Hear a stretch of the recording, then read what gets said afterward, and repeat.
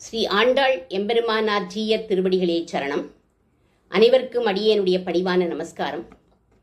ஸ்ரீ ஆண்டாள் அருளிச் செய்த பிரபந்தம் நாச்சியார் திருமொழி. திருமொழின்னா இன்னார் இயற்றியது, இன்ன பலனை தருவதுங்கிற விபரங்களுடன் கூடிய 10 பாசுரங்களுக்கு குறைவில்லாமல் இருப்பது. அதுதான் திருமொழி. கோதா நாச்சியாரால் பாடப்பட்டதால் இது நாச்சியார் திருமொழி. இதில் கண்ணனே நாயகன், நம் கோதை தான் நாயகி. நாயகி நாயக பாவத்தில் கிருஷ்ண பக்தி செய்யும் சிறந்த காவியம் இது. தெய்வத்தின் இடத்துல செய்யக்கூடிய காதல். யாருக்கு புரியுமோ புரியாதோ கவலை இல்லை, ஆனால் கிருஷ்ண பக்தர்களுக்கு இது ஒரு பொக்கிஷம். சீதா பிராட்டி பதிவிரதா தர்மத்தை நிலைநாட்டினாள். சீதாயா சரித்தம் மகதுன்னு கொண்டாடினார்கள். ருக்மிணி பிராட்டி ஸ்ருத்வா குணான் புவனசுந்தரான்னு தொடங்கி ஆத்ம அர்ப்பிதச்சன்னு சரணாகதியின் பெருமையை உணர்த்தினாள்.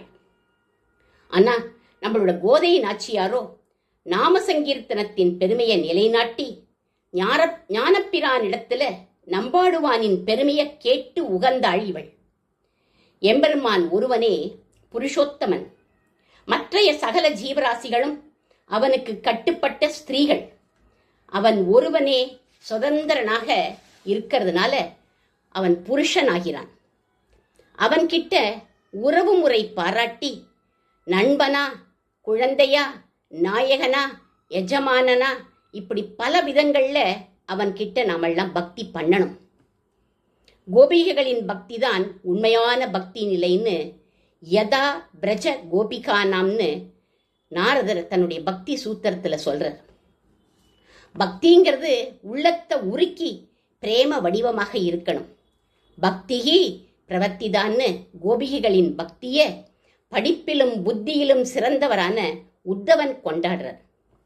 பிரேமையின் வடிவமாகவே திகழ்ந்த கிருஷ்ண திருஷ்ணா தத்துவம்னு சொல்லப்படுற நம்மாழ்வார் இந்த பிரேமையில் ஈடுபட்டு தன்னை நாயகியாக பாவித்து பராங்குச்ச நாயகியாக கங்குலும் பகலும்னு பல பாசுரங்கள் பாடினார் நம்மாழ்வார். ஸ்ரீ கிருஷ்ண சைதன்ய மகாபிரபுவும் ஹா கிருஷ்ணா ஹா கிருஷ்ணான்னு கதறிண்டு உலகத்தையே மறந்து விரக பாவனையிலேயே வேற சைதன்யமே இல்லாதபடி இருந்தார் அவர். ஆனாலும் ஸ்ரீகளோட மனசு இயல்பாகவே இந்த பிரேம பக்தியில ஈடுபடுறது.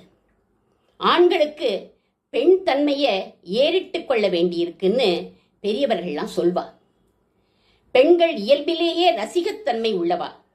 ஸ்திரியக சூத்ராஸ்ததா வைசியாகா அப்படின்னு பெண்களுக்கே பக்தியில் முதலிடம்னு அர்ஜுனன் இடத்துல கண்ணபிரான் சொல்றார்.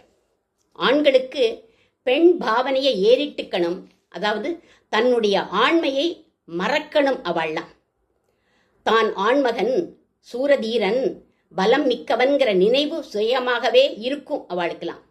அதை மறைச்சிக்கிறது ரொம்ப கஷ்டம். ஆனால் ஸ்திரீகளுக்கோ இயல்பாகவே பள்ளமடையில் நீர் பாயிற மாதிரி மனசு தானாகவே எம்பெருமான் கிட்ட ஈடுபட்டுடும். இதுதான் ஆழ்வார்களுக்கும் நாச்சியாருக்கும் உள்ள வேறுபாடாக கூறி ஆழ்வார்களை விஞ்சிய பெருமை நம் ஆண்டாளுக்கு அப்படின்னு எல்லாரும் சொல்வார்கள். எல்லா திவ்ய தேச பெருமாள் கிட்டையும் ஈடுபட்டவள் நம் கோதா நாச்சியார். எங்கெல்லாம் பெருமாள் சன்னதி உண்டோ அங்கெல்லாம் ஆண்டாள் சன்னதியும் இருக்கும். பிருந்தாவனத்தை கண்டோமேன்னு பாடி அங்கும் ரங்கஜி மந்திர்ல நித்தியவாசம் பண்றா நம்ம ஆண்டாள் நாச்சியார். பரம கருணையினால இவள் தன்னுடைய பாவங்களை வெளிப்படுத்தி நமக்காக அருளிக் கொடுத்த திருமொழிகள் 14. 143 உரைத்தாள் வாழியேங்கிறது வாழி திருநாமம். இவைகளை பார்ப்பதற்கு முன்னால் திருக்கண்ணமங்கை ஆண்டான்கிற ஆச்சாரியன் நாச்சியார் பேர்ல அருளி செய்த தனியனை சேவிப்போம். தனியன்னா தனியான ஒரு பாட்டு. அல்லி நாள் தாமரை மேல் ஆரணங்கின் இன் துணைவி மல்லி நாடாண்ட மடமையில் மெல்லியழாள் ஆயர்குலவேந்தன் அகத்தாள் தென் புதுவை வேயர் பாய்ந்த விளக்கு 1000 இதழ்கள் கொண்ட மலர்ந்த தாமரையின் மேல் அமரும் தெய்வப் பெண்ணான லக்ஷ்மி பிராட்டிக்கு இஷ்டமான தோழி நம்முடைய கோதை. பக்தாம் பதிவிரதாம் தீனாம் அப்படின்னு சீதா பிராட்டி தன்னை பத்தினிங்கிறத விட பக்தைன்னு சொல்லிப்பா ராமர்கிட்ட எப்பவுமே. ஆனா நம்ம கோதா பிராட்டி வராகமூர்த்தி கிட்ட அகம் சிஷ்யஸ்ச பக்தஸ்ச பத்தினிஸ்ச தவ மாதவா அப்படின்னு சொல்லிக்கிறார். அடியேன் உம்முடைய சிஷ்யை, பிறகு நான் பக்தை, அதற்கு பிறகு பத்தினி அப்படின்னு சொல்லிக்கிறார். சாட்சாத் க்ஷமாம்னு இவளை பூமி பிராட்டியாகவே சுவாமி வேதாந்த தேசிகனும் சொல்றார்.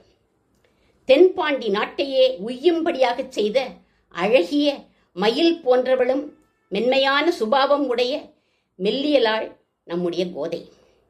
ஆயர்குலத் திலகனான கண்ணனுடைய இதயத்தையே இருப்பிடமாக கொண்டவள். ஸ்ரீவில்லிபுத்தூரில் வசிக்கும் வேயர் குலத்து பட்டர் பிரானால் பெரியாழ்வாரால் பெறப்பட்ட தீபம் போன்றவள் இவள்.